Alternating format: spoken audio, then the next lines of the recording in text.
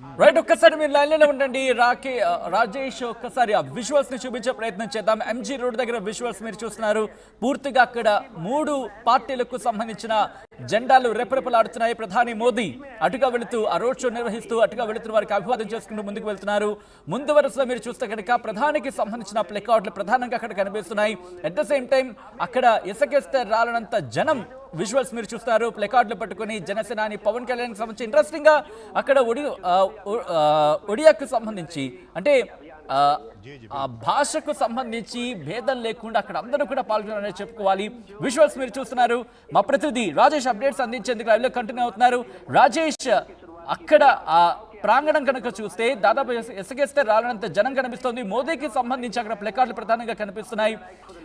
కూటమికి సంబంధించి ఎటువంటి ఆశలు వ్యక్తం చేయడం జరుగుతుంది? ముఖ్యంగా తెలుగుదేశం పార్టీ ఎటువంటి ఆశాభావం వ్యక్తం చేయడం జరుగుతుంది? రాజేష్, ఖచ్చితంగా వాళ్ళు చెప్పేది ఒకటే మాట, కూటమి అధికారం రాకపోతుంది. దానికి నిదర్శనం ఇదే. ప్రజల మద్దతు గాని అంటే పార్టీలకు అతీతంగా ప్రజలు రోడ్డు మీదకి వస్తున్నారు, స్వాగతం పలుకుతున్నారు అనేది వాళ్ళు చెప్తున్న మాట. అదే విధంగా ఇక్కడ రెస్పాన్స్ అనేది ఉందని చెప్పాల్సి వచ్చింది. అయితే పార్టీలకు సంబంధించి చూస్తే కనుక పూర్తిగా అటు బందర్ రోడ్డు మొత్తం టీడీపీ అదేవిధంగా జనసేన బీజేపీ జెండాలతో మొత్తం కూడా మారిపోయిన పరిస్థితి. పూర్తిగా సాంప్రదాయ అంటే ఇతర రాష్ట్రాలకు సంబంధించిన కొన్ని సాంప్రదాయ నృత్యాలు కూడా ఇక్కడ మోడీ కాన్వాయ్ ముందు వేయడం మనం చూస్తున్నాము.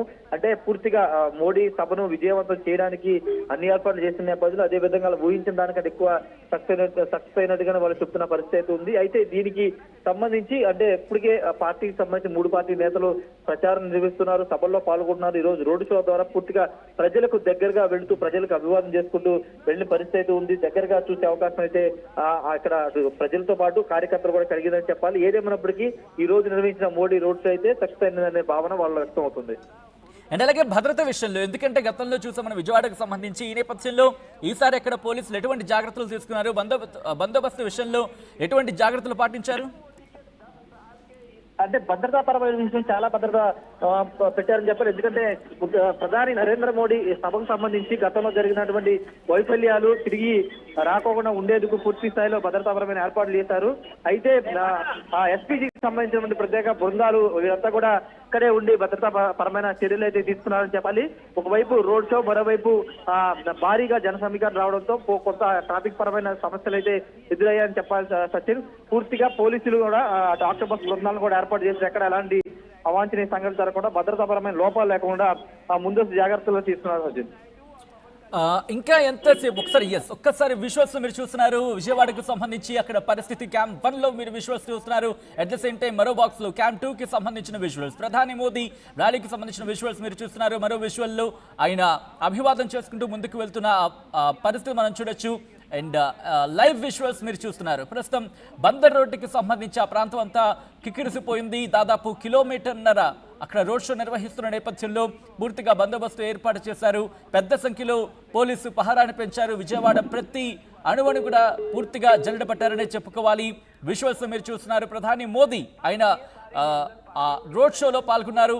ఆయనకి కుడివైపున తెలుగుదేశం పార్టీ అధినేత చంద్రబాబు, అలాగే ఇటు ఎడమ వైపున జనసేనాని పవన్ కళ్యాణ్, వీళ్ళిద్దరూ కూడా మొత్తం 3 కూడా అటుగా వెళుతూ ఆ రోడ్ షో నిర్వహిస్తూ ప్రజలకు అభివాదం చేసుకుంటారు. కొంతమంది త్రివర్ణ పతాకాన్ని రెపరెపలాడిస్తూ ప్రధాని మోదీకి స్వాగతం పలుకుతున్న విజువల్స్ ని మీరు చూస్తున్నారు.